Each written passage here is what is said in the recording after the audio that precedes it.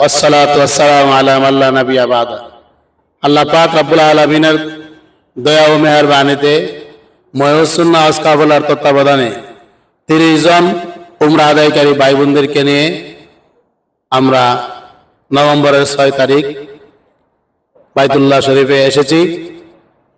আমরা প্রথম উমরা করেছি বাংলাদেশ থেকে ইহরাম পরে এসে, দ্বিতীয় উমরা করেছি তায়েব জিয়ারায় গিয়ে মসজিদে মিকাত থেকে ইহরাম বেঁধে গতকালকে আমরা দ্বিতীয় উমরা করেছি।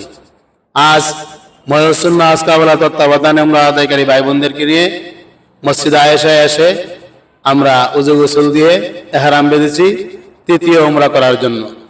আল্লাহ তাআলা আমাদের প্রত্যেক উমরা আদায়কারী ভাই বোনদের উমরাকে কবুল করেন, সবাই বলি আমিন। 2 নম্বর কথা হলো আম্মা জান আয়েশা রাদিয়াল্লাহু তাআলা আনহা জামে মসজিদের মধ্যে আমরা এসেছি।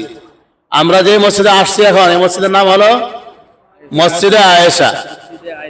আমাদের উপরে সাইনবোর্ড আছে জামিউ উম্মুল মুমিনিন।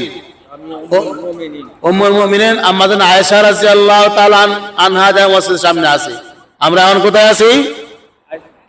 আম্মা জান আয়েশা রাদিয়াল্লাহু তাআলা আনহা জামে মসজিদের সামনে। আল্লাহ তাআলা আমাদের এই কষ্ট ত্যাগ এবং টাকা পয়সা খরচ করা সব কিছুকে কবুল করেন, সবাই বলি আমিন। আল্লাহ তাআলা আমাদের প্রত্যেকটা উমরাকে কবুল করেন, আমিন।